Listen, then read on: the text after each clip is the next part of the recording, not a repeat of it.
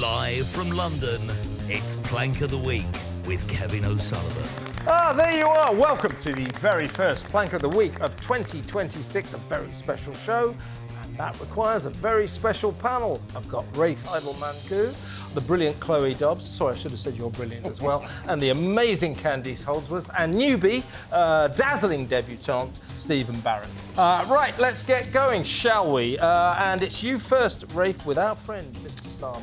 Yes, Keir Starmer, a man who has achieved the remarkable feat of being both dull and dangerous in equal measure, he's given an interview in which he has said, with all the assertiveness of a suburban accountant, that he definitely will be Prime Minister in 2027. Now, a truly confident Prime Minister would say he'd be leading his party into the next general election, but obviously even he knows that that's too ridiculous and far-fetched. But for him to say he'll be Prime Minister next year after the ignominious thrashing that Labour's going to get in the May elections is about as convincing as that knight in Monty Python and the Holy Grail who, having lost his arms and legs, says it's only a flesh wound. And the knives are out for Starmer. The question is, of course, when will his Ides of March come and who's going to plunge the knife amongst the contenders? Will it be Wes Streeting or Angela Rayner or Andy Burnham? That's what people are talking about, not whether Starmer will be here next year, particularly after the catalogue of calamity we've seen under his premiership. We now have, of course, illegal migration has reached a high not seen since 2022, over 40,000. That's 13% higher than last year, 40% higher than the year before, almost as high as 2022. The economy's tanked. Millionaires are fleeing the country more than anywhere else apart from Russia. The list just goes on and on. It's ridiculous. And let me tell you, when a leader starts talking about being leader in a year's time, it means they are not at all confident that they will, in fact, be the leader in a year's time. He knows his days are numbered. As you say, Rafe, they are lining up to stab him, not in the back, in the front. This is the Prime Minister, our supreme leader, talking to Laura Kunsberg on the BBC about his latest balls up, and that was to welcome back the dangerous Islamist extremist Alaa Abd El Fattah, a devoted anti-Semite. Here is Starmer squirming about this. Are you sorry that you wrote you were delighted that a British Egyptian activist, Alaa Abd El Fattah, was back in the UK when he'd previously said killing any colonialists, especially Zionists, was heroic? He also said there was no genocide against the Jews by the Nazis. Are you sorry you welcomed him back to the UK? Those comments are abhorrent, and I condemn them utterly. But so let's be really clear about that. As I made clear, I didn't know about those comments at the time of welcoming Al Fattah to this country. That's the most extraordinary thing. And his sidekick, the laughable Yvette Cooper, the Foreign Secretary, said there's been an incredible intelligence failure and I've launched an investigation. The rest of us go, well, what we did, we just pressed Google and put his name in. You don't need an intelligence investigation. You just need to not be the biggest shower of losers ever to dismantle Downing Street. Unbelievable. What are your thoughts, Chloe? Well, I mean, first of all, in that clip there, he looks absolutely petrified. It's like a little kid going on stage for the, the Christmas nativity for the first time, absolutely scared to talk to anybody. And he's looking like that in every single media round now, because I think he knows he's out of his depth and every single question he's going to struggle with because his track record on everything is just, he has to defend the indefensible, inevitably. And also, never, ever, politicians evade questions all the time. But with Starmer, it's like a disease. So what did she say there, Laura? She said, are you sorry that you welcomed back this anti-Semitic Islamist extremist? I said, let me say those comments were abhorrent. That doesn't answer the bloody question, does it, Candice? Oh, God. But the thing is he's terrible. We know he's terrible. He's obviously going to go. He's in the death spiral. But who is going to replace him? Seriously, the contenders to replace him? It could get worse. It could actually get worse. I know you think it can't, but it can. Right. Imagine Prime Minister David Lammy. I mean, just consider that for a second. I mean, that would be shocking. Yeah, I'm just thinking about it now. I mean, there is serious talk right now, Stephen. I mean, this is really reaching a crescendo because I think it was only yesterday that Ed Miliband, it was his turn at the dispatch box, and he didn't talk about the environment at all. He talked about the economy. He talked about the Treasury. And it is a really, really hot rumour that by the end of the month, David Miliband, that's the wrong brother, Ed Miliband, Crazy Ed, might be the Chancellor of the Exchequer. Can you even imagine that? Yes, well, if Mad Ed and his ukulele of peace are chasing after you, you really are a weak man in a terrible position. In the Prime Minister's defence, he did insist he'd be Prime Minister in 2027. He didn't say where of. So there's a lot of wiggle room there. But the man is obviously a dead Prime Minister walking. He's got bunker skin. If you notice, he looks incredibly pasty. That's because he spends all his time underground in a bunker, trying to fend off the attacks of Mad Ed and the like. I have to say that I'm not too worried about the Labour Party because I think that somebody like Angela Rayner could actually kick them back into shape and at least try. Ooh. So I've always been a bit of a supporter. She still hasn't paid 40 grand to HMRC. She does need to fix How can you be she Prime needs Minister to pay the tax. Owe 40 grand to HMRC. I mean, speaking of Angela Rayner, I mean, we know when Keir Starmer gives his full confidence in someone that is the kiss of death. That was the case with Peter Mandelson and Angela Rayner. And now he's given full confidence in himself, saying, I will be here till 2027. That surely means his days are numbered and he'll be out by tomorrow. Imagine her being the Prime Minister. My government was like that. I've got meetings later today with King and that. You know, anyway, here is the Sly News. Political editor Death Rigsby. France, Spain, Canada, Germany, as well as the UN Secretary-General have all said that the US has violated international law. Has the US violated international law? Well, international law is really important. It's the framework, and it's for the US to set out its justifications for the actions that it's taken. But it is a complicated situation. It remains a complicated situation. So you're not going to say whether you think the most important thing is stability and that peaceful transition to democracy. That's what matters to Venezuela above all else, and that was the position we took before the weekend. It's still our position now. So you're not going to say whether you think they have or haven't, just to be clear? I'm going to be clear that I believe in international law.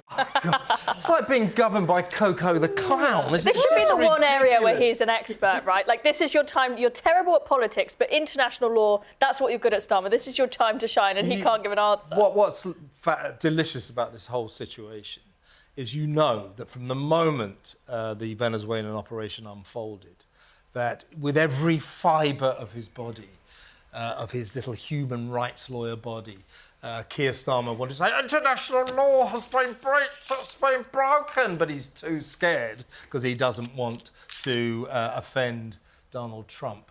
Nobody cares about international law except for politicians like Keir Starmer. But we've got one more clip of our hero, two-tier Keir, Sir Keir, in action. Mr. Speaker, can I begin by saying I hope all colleagues had a happy Christmas.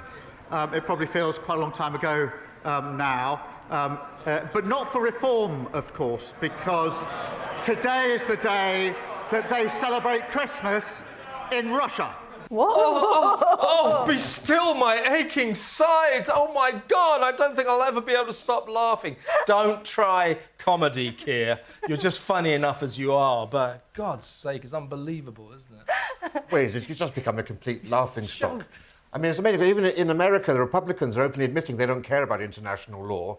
I think, to give Kemi one rare compliment from me, she at least said, yes, probably broke international law, but it was the moral thing to do. Yeah. Trouble with international law is it's something that kind of automatons like Keir Starmer live by. Or international law, and that cretin Attorney General, what's his name, Lord Richard Hermer. They live by this. It's their code. It's sacred to them.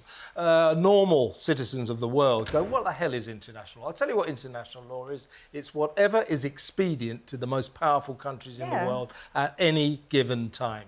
So there's no doubt that if you're going to have international law, you can't have foreign countries just deciding to invade another country and kidnap the leader. That must break international law, but it will be decided that international international law wasn't broken because nobody wants to piss America off. Yep. It's just ridiculous. Let's move on, and it's Chloe. So, Fouad Ouali, who is a Islamist double murderer, a very dangerous terrorist who is in prison, he has somehow landed himself 240 grand of taxpayer cash. How on earth, you may think, well, of course, it's our good friends at the ECHR who have handed him this cash. And the reason why is because he put in a human rights claim because they wouldn't allow him to socialise with other prisoners, in particular one of the murderers of Lee Rigby, because of terrorism concerns. They're concerned that these two are going to plot together, two extremists together in prison, probably not a good idea. But apparently this has made him feel severely depressed, not being able to hang out with this guy. And so, of course, he has got, it's 234k in legal fees, all paid for by the taxpayer, and another 7.5 grand in compensation, I don't know, to spend on snack bars from the canteen in prison, I guess. And the thing is although this came from the ECHR, David Lammy had the right to appeal this. He didn't bother. He thought, oh, what a fantastic ruling. Of course, let's give him all the taxpayer cash. What a lovely guy. David Lammy, once again, looking soft on terror. There he is, Fouad Ali. He won second prize in the Axel Rudakapana lookalike contest. Got 500 quid for that, so he's doing very well. What is going on here, Stephen? I mean, as Chloe said, actually, he got, 5-6 grand he actually won. But we, the taxpayer, funded £240,000 worth of legal aid.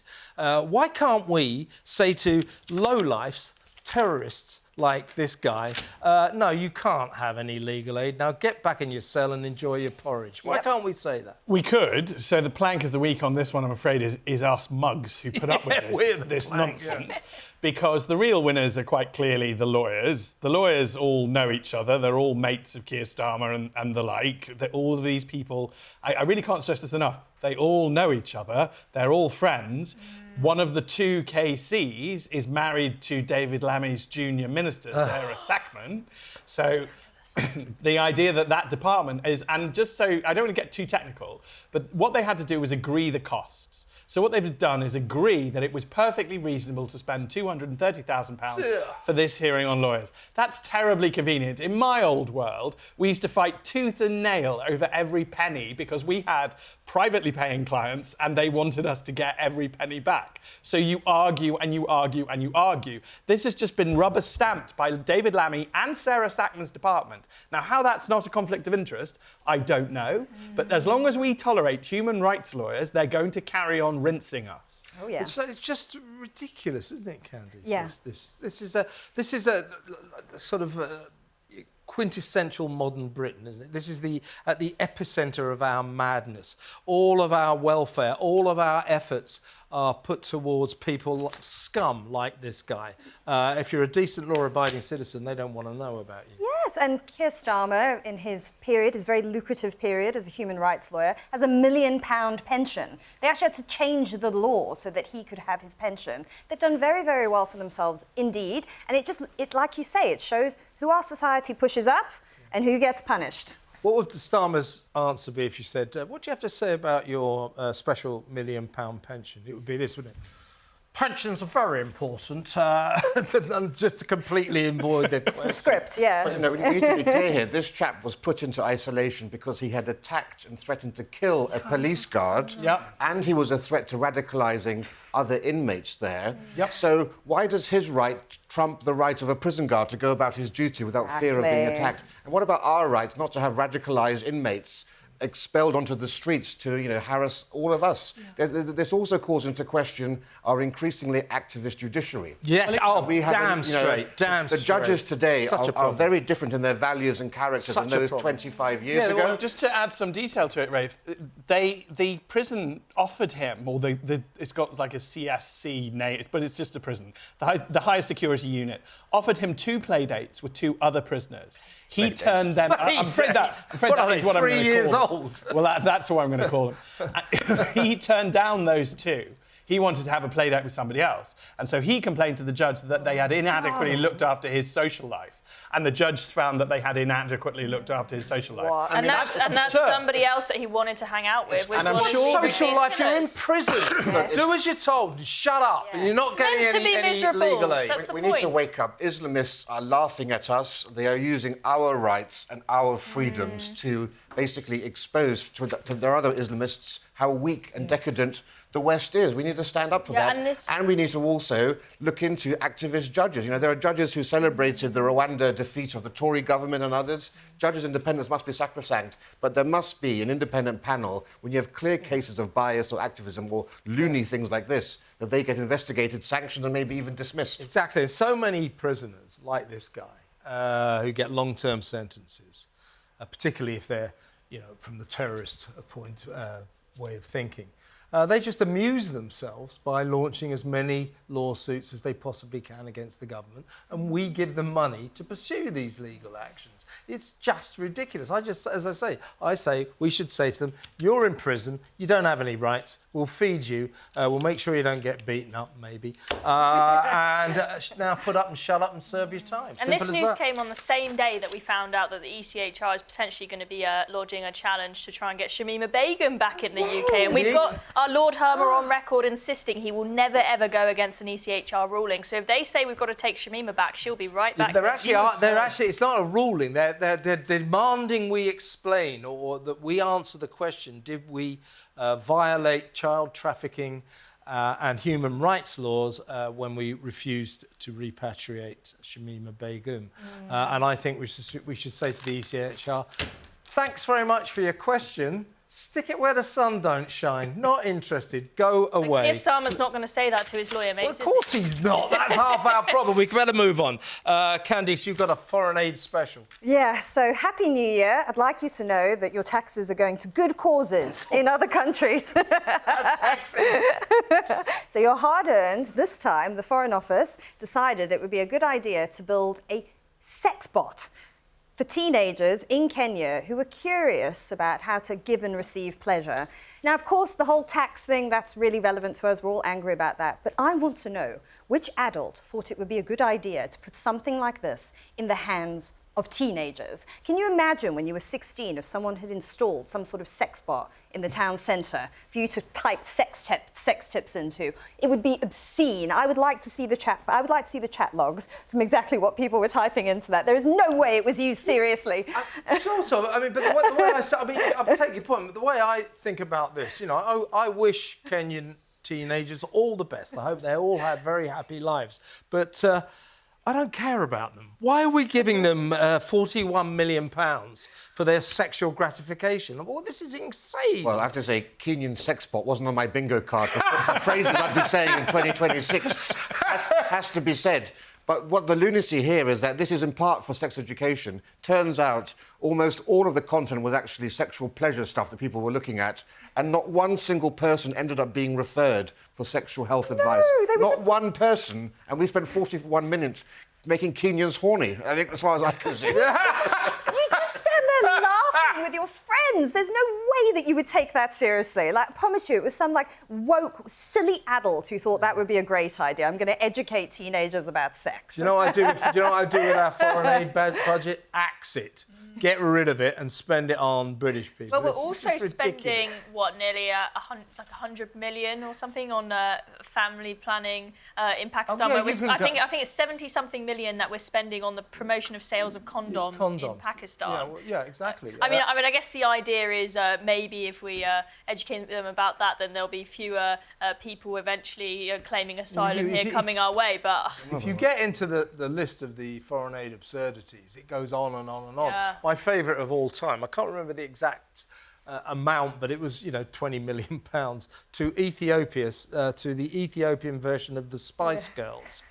So we gave them millions of pounds so they could develop this all-girl Ethiopian group, the Ethiopian Spice Girls. I mean, what's going on? What is I'm all going on? for feminism, but that's just a bit ridiculous. And the Spice Girls didn't need public money. They had let's be honest, they had a good product for the 90s, and it sold well, and that's commerce, and that's capitalism, and it worked.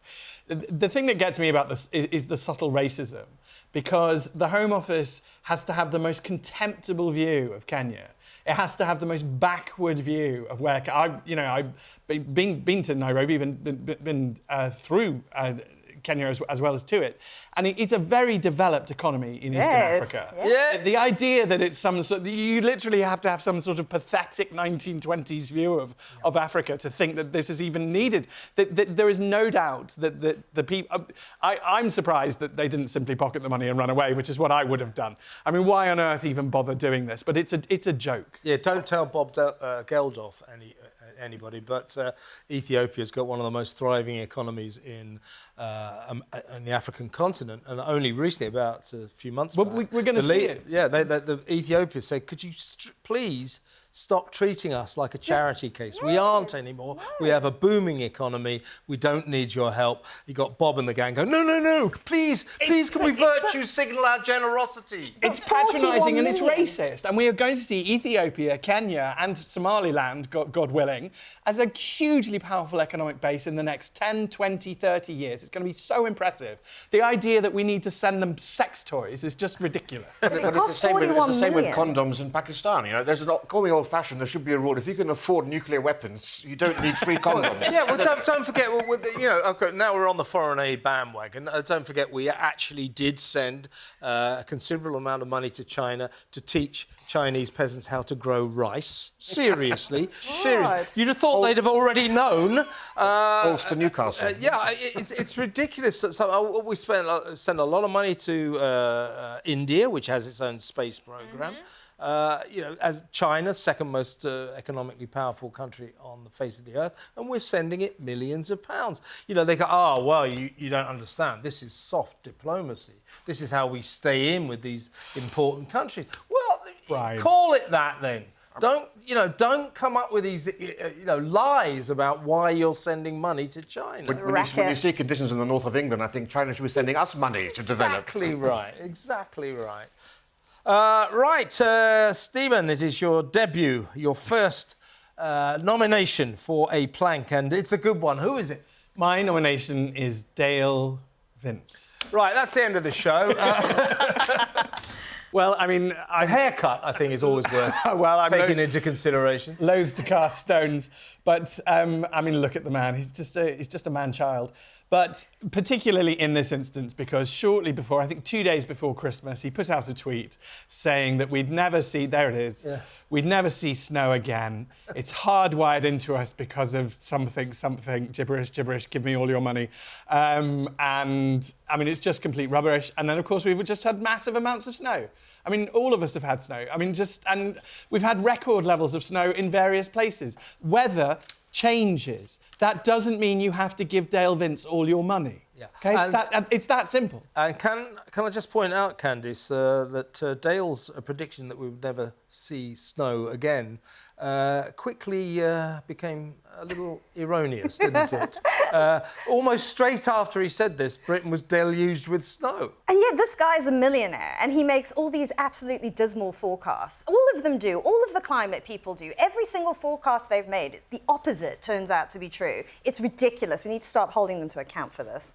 Yeah, I mean, he's an interesting character. He makes most of his money, out of eco schemes and government grants. I mean, he's got a certain cleverness about him. Yeah, he's certainly got an interest there, I think it is fair to say. But, he's one of these, woke multi-millionaires who doesn't really know what they're talking about but tries to use their big following, just like how we get all these singers and celebrities talking about Gaza and everything. It just makes me sick to my stomach. Yeah. I'm just so fed up of the endless virtue signalling. And sure, it's funny how they're always really quiet when it goes cold and they never put their hands up and say, oh, we were wrong about this. I'll tell you what, I've been thinking over the past week, I would quite like a little bit of global warming because it's bloody cold. I'm freezing. Give us some warmth. Do you remember the doom goblin, Greta Thunberg? She said that the entire Earth would be submerged by water by 2024. That's why she spends all her time on flotillas in the Mediterranean now, going to Gaza, or not quite going to Gaza, because her apocalyptic eco predictions once again didn't come out off. They never do. But Dale Vince is one of those cardboard cutouts that you just know exactly what he's going to say on every given issue, a bit like the Doom Goblin as well. Let's go to break, shall we?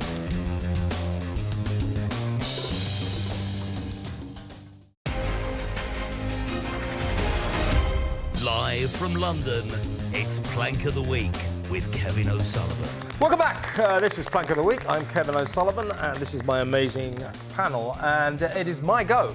I'm going to nominate who I think should win this prestigious award, and it is the Salvation Army. An unlikely nominee, I'm sure you agree. And a guy called Charles Markey worked there for 20 years. Now, up in Scotland, they've been bringing in more and more draconian policies, imposing more and more migrants and asylum seekers on the long-suffering citizens of that country. He said to his colleagues, "Oh, blimey, this damn policy, too many migrants, got to stop them coming." Somebody reported him and said, "Well, that's racist." He said, "Well, they came here by boat, we should send them all back by boat." And one of his colleagues said, "Well, what about the Kenyan migrant that we've got staying here?" He said, "Yeah, him as well." He said, "A lot of them." He got fired for this. Now, at the tribunal, don't forget, 2 decades he worked there. Yeah. At the tribunal, he pointed out 2 things. He said, "Look, first of all, I was being jocular. I was, exaggerating for effect. Secondly, I'm not a racist. I've worked here for many, many years. And this is my personal opinion." He said, "OK, I'll put it across rather too forcefully, perhaps too humorously." He said, "But this is my opinion. This is my personal opinion. I've got a right to have a personal opinion."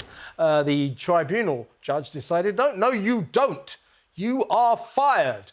My point about this is, what he said, it's not the nicest thing in the world. It's also not murder. It's not a heinous offence. But it's nothing to do with his job, which he obviously did well, because he did it for 20 years. But he's being sacked for his political opinion. And this is happening more and more. We discussed the nurse last week, I think it was, that got struck off after 40 years because she put on Facebook she was a bit worried about what she called the Muslim takeover. It was ruled that she is, because of that opinion, she's not qualified to be a nurse, a job she did for 40 years. So this isn't a lawful dismissal because it's got nothing to do with his job. He's got a right to his own opinion, hasn't he, Stephen? Well, I mean, we've discussed this before, and I think he absolutely does. I've spent quite a lot of time reflecting on it, having thought about this. This is a man who's devoted 20 years to caring for the vulnerable in his community. He's going to know that they're diverse anyway, because we are. I hate this reductive idea that we're sort of not already diverse. He's going to know that those vulnerable people are not getting the care they need if you fill up the beds with migrant men. That's a very simple... And he's going to know that because he sees that on a day-to-day basis. So he will literally know, here's 10 beds that I used to use to look after the vulnerable homeless in my community, and now I can't because a migrant man has come and taken the bed. So you can understand his frustration. But the idea that I mean, as I said, I think the employment tribunals are now a bit hit and miss. They need to be way more consistent. They need to start protecting political opinions, not just fashionable political opinions. Yeah, that's it. He's suffered, as did the nurse we talked about. They've suffered because their opinions are not fashionable. It's to do with the nature of their opinion, and this is sinister and this is worrying. People are getting fired from jobs they're eminently qualified to do for their political opinions, which are irrelevant to their jobs. We don't want to go down that road, folks. Let's move on for the sake of time. And I've noticed that, Rafe, you're next, and I've noticed a word that usually makes me vomit. In fact, it's going to right away. Decolonise. You want to talk about the Decolonise Fest? What is that? Yes, nobody in Britain needs anything with the word decolonise in it, but actually British taxpayers and the National Lottery are funding an annual Decolonise Fest. What is it? I hear you say, where can I get tickets? Well, this is a punk festival, but for punks of colour. And as you can expect from decolonised nutters, the festival is about undoing the harms of colonialism and of white supremacy. To wit, they have a policy that they will ban all white people from having any leadership role. You have to have at least one parent who descends from the original inhabitants of non-European continents. Is that right? To serve on that. Now, just imagine if there was a white reggae festival seeking funding for which all black people were banned from leadership roles. How much funding do you think they'd get from the Arts Council of England? A big whopping zero, I would suggest. There's nothing like of fighting alleged racism than clear, blatant racism like this. It's so annoying. And, of course, the irony is punk is all about anarchy. It's, you know, at the core ideology of punk is anti-fascist, anti-racist, anti-establishment, anti-empire, anti-elites. Anti-white. You know, and of course it's majority white. It was created, you know, here in New York in 1974, but then, of course, 76, the Sex Pistols gave it its British image, iconic image of the white working class at a time when Britain was 97% white. We're still a white majority country. Of course you're going to see more white punks than you are of any kinds. It's absolutely ridiculous. As you pointed out, Rafe, you just switch the rhetoric the other way around, switch the colours around and say, oh, this is a white festival or black people ban. Can you imagine? I mean, it would just be considered absolutely ludicrous. But for some reason, it's only a few of us who call out something like this. There are swaths of woke idiots who look at that and go, what a great idea, an event that bans white people. I mean, we're just living in an era where the West just... you've got all these lefties that they hate themselves. And they want to bring down our culture and society. And they think, if it is the case that the majority of punk bands in the UK are white, that must be because of some kind of institutional racism, not just the fact that this is a majority white country, so statistically that is the likely outcome. But they just don't seem to get that, these idiots. They think if something is not like at least 50% the BAME community, then it must be because of racism, which couldn't be further from the truth. This is one of the least racist countries in the world, but we're just told constantly we're all a load of racists. Yeah, we've got to get away. Decolonise We've got to get away from the kind of tolerance of racism towards white people. Yeah.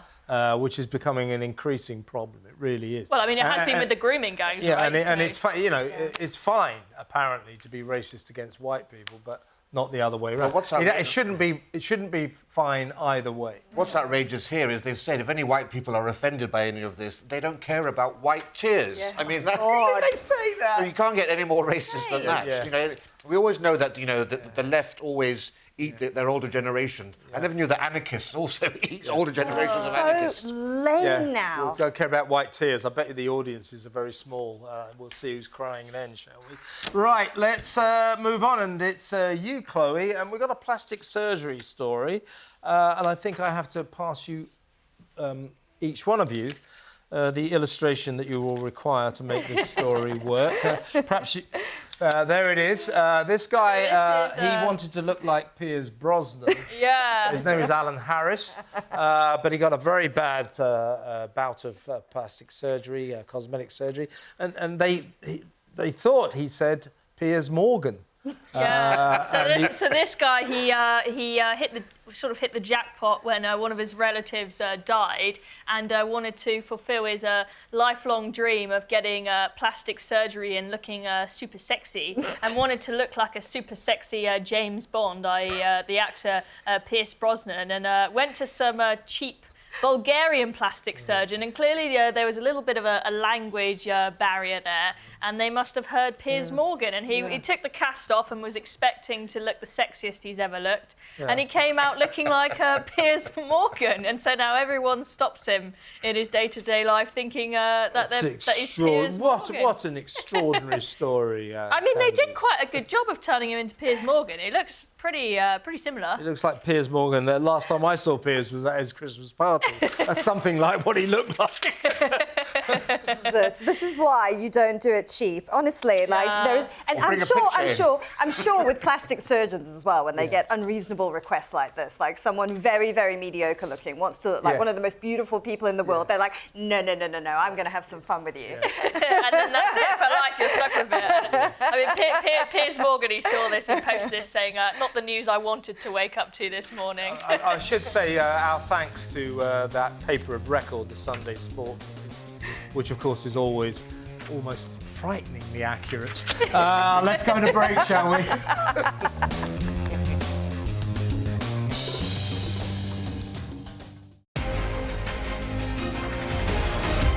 Live from London, it's Plank of the Week with Kevin O'Sullivan. Welcome back to Plank of the Week. I'm Kevin O'Sullivan. Papers, please, if you don't mind. There seems to be a discrepancy. Come with me. Yes, digital IDs are on their way, not just for adults, right, Candice? So I thought this was a joke when I saw this headline, but apparently apparently it's serious, and quite a few Labour people came out to defend it. They've said that they'd be considering digital ID for babies. So newborns will get issued. They all look the same. Yes, exactly. They do. I mean, I've had to get passport photos for my children when they were babies, and they are the funniest things. Like they just, you look back on it and you laugh. But I honestly do think at this point that it's not incompetence with the Labour Party. I think they're being controlled by a cabal of their enemies that are doing this deliberately to make them unpopular, because this is just too good. It's too Tony good. Blair Institute. I mean, digital ID, they're going to spend a fortune on it. So I did a story last night on my show, The Political Asylum, 7 to 10 p.m, 5 days a week, Monday to Friday on Talk. Don't miss it. Fantastic show. But we did a story about the government has just advertised for two people to earn £120,000 a year to help administrate this. They'll just be the tip of the iceberg. This is going to cost Chloe an absolute fortune, isn't it? Yeah, well, they've told us that digital ID isn't going to be ready until 2028, 2029, i.e. when the next general election is. And I'm thinking, well, what's the point in splashing all this cash on getting this ready to be introduced when Reform have made very clear that they will just scrap this as soon as they come in? And they know that they've got no chance of winning the next general election. So what is the point in even wasting all of this taxpayer cash when we're already pretty strapped as it is on a scheme that's never going to come into effect? Yeah, we've got to be careful, though, Rafe, I think. Too many people, some of these madcap schemes that won't be coming in until towards the end of the Labour administration, like digital IDs. Too many people going, well, that won't actually happen. They won't have the time to do it. Be careful, because they might make a point of it. Yeah, and the scary thing here, of course, is that at first it's all about mission creep, right? At first we were told digital IDs will just be used to control immigration, to prove that you have a right to work in this country. Now, barely a month later, suddenly it's about your babies are going to be stamped with it from birth. And I'm sorry, I have no faith in government security databases, particularly now we've got AI and quantum computing arriving. The CIA and FBI are worried about quantum computers and AI being able to crack even their most complex codes within seconds. Do we trust the NHS to have better systems than CIA and FBI? I don't think so. No, we don't. I mean, the thing is, this is what we're talking about here. This is a socialist government. Yes. And socialists don't regard the people who live in their countries really as human beings. They see them as digits in the state machine. And that's what this is all about. This is about controlling the people. Yes. This is a socialist wet dream, if I can put it that way. Absolutely. They see us merely as meat units, and they are desperate for the control. They're drunk on it. We should see control as a drug, and they are absolutely high on the idea they can control their fellow man. President Trump, people are so rude about him, but he's so clever and so succinct. Just as he was leaving the country last time, apropos of nothing, he said, socialist countries, they're always nasty and incompetent. It's like, we are nasty. This is nasty. Giving a baby digital ID is nasty. But the fact that they'll lose our data, the fact half the time it won't work, because they brought this in for company directors, and half the company directors are having to spend ages on the phone because it doesn't bloody work. So not only is it nasty, it is and will be incompetent. This is what socialists always want to do. Just to impose on us more and more and more laws, rules, regulations, diktats. Only today we've found out that Labour, our lousy Labour government, want to reduce the amount of alcohol you can consume before driving in your car to less than 1 pint of beer. And there's no real statistics to back up the fact that this will in any way improve road safety. It's just, Candice, isn't it, that they want to issue us with orders. They want to boss us around. They want to let us know who is boss. It's just getting ridiculous. It's so oppressive. Yes, it's that Puritan urge to control, and they suck the life out of countries. Yeah, joy killers. I mean, look at Latin America. Look at countries like Argentina before they got taken over by socialist madmen. Venezuela, Cuba. I mean, all those countries. And their exile communities are these thriving, prosperous, wonderful places. And the people left in those countries for years and years and years. It's an absolute nightmare. I think Eastern Europe is still recovering from it. And I think we've got lots of aspects of it now. I mean, we say that we won the Cold War, and I think we did economically, but I think culturally, actually, I think a lot of this stuff has a real hold. And free speech is a big one, like we were discussing. We don't live in a tolerant culture where you can just express your views. And a lot of it comes from these sort of socialist policies. Yeah, I think you're right. I mean, this is what Labour people, this is what left-wingers do. They just want to boss us around. They don't care about liberty or privacy or any of these values that I think most of us would consider part of democracy at all. It's just not in their nature. They don't even flinch at the idea of everyone's data and rights to free speech and whatnot being taken away from them. And it just feels like digital ID for babies. Those of us who are sane-minded say that's crazy, a baby can't consent to that, what about their privacy? But they just don't care, and they love the control that it gives them. And it was very clear when we had the clampdown on free speech in the summer after they came in. Lucy Connolly, I mean, still not a word from Starmer about how ridiculous that prison sentence was. He's never going to. He said he'd never heard of Lucy Connolly. I mean, this is it. I mean, you just want to say to this government, leave us alone. Just leave us alone. Get your nose out of our lives, out of our business. Talking of awful government people, Stephen Barrett, it is you. Who have you got lined up for us? I'd like to nominate David Lammy. Yeah, boo! There is a current trend amongst modern lefties who are mostly atheists who will go, oh, you Christians, you should like my Labour policy because your Christ would love my Labour policy. That's right. And it's really patronising and annoying. I'm actually willing to give Lammy the benefit of the doubt and believe that he is a Christian. Or at least believe he's a Christian. But to come out with the idea that because you're a Christian, you support the removal of trial by jury is just ridiculous. Well, actually, you say that, but if you read the Bible closely, Jesus was big on this. A lot of his sermons were, let's get rid of trial by jury. It's the sort of bedrock of Christianity. What's he talking about? For Kev, does the Bible not say, and lo, thou shalt have 41,000 boat migrants per year? Exactly. It's all there. It's in the scriptures. You just got to look. But yeah, this is, I mean, it's ridiculous, it's absurd. Our right is 800 years old and it was fought for by Christians over those 800 years. For Lammy to come in and say, I'm taking it away, and by the way, that's a Christian thing to do. Oh, and by the way, if there was a functioning bishop in the Church of England, they would have all denounced him. But because they're all lefty and if this was a Tory government and a Tory minister tried to say, I'm a Christian and Christ wants to take away trial by jury, they jump on him. So the silence of the Church of England is also deafening. Yeah, exactly. And we're talking about sort of Labour authoritarianism. There's nothing more authoritarian than denying the people of a country the right to a trial by jury. And that is the worst thing you can impose on a population. And, of course, because of his Christian faith, Dave is all for it. Calamity Lammy. We've got to go to break. We'll be back in a second.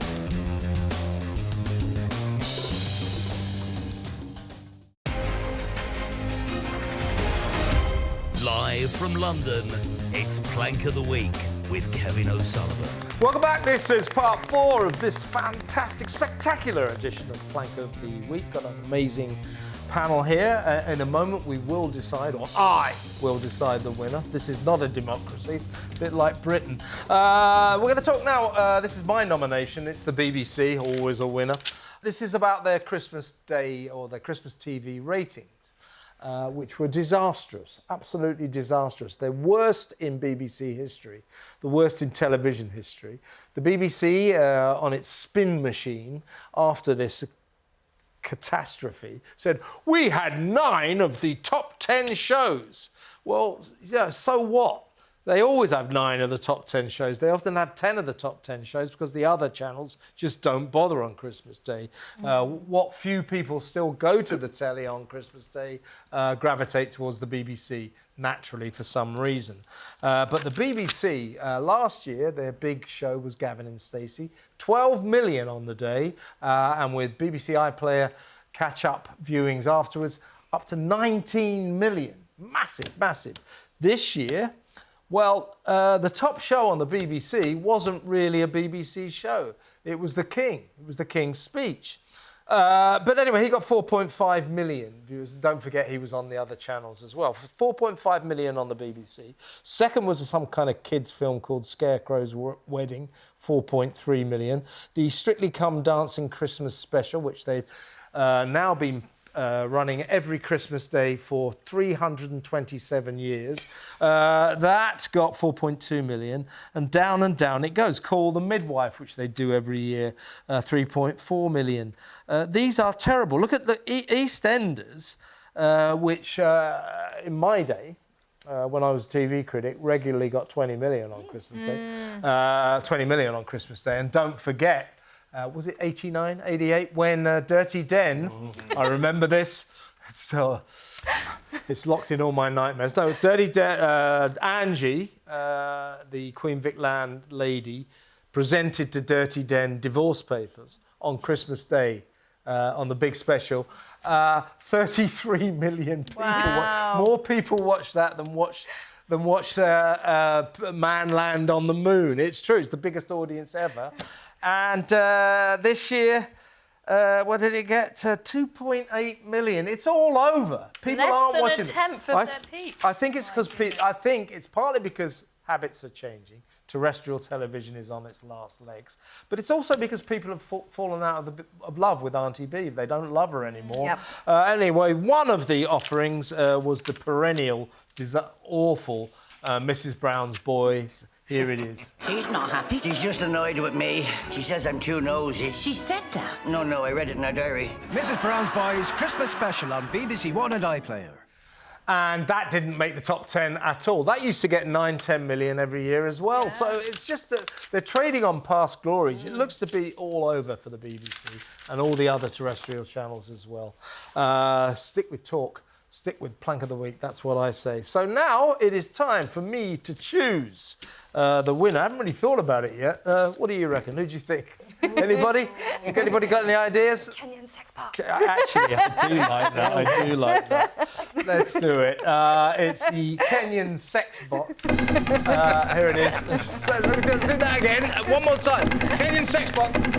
There you go. Kenyan sex bot wins £41 million worth of foreign aid money straight down the gurgler for Kenyan teenagers. What is going on? Big thanks to Rafe, Heydel-Mankoo, the excellent Chloe Dobbs, to the brilliant Candice Holdsworth, and a dazzling debutant, Stephen Barrett. I've been Kevin O'Sullivan. You've been an amazing audience, and we're going to be back next week. This was Plank of the Week.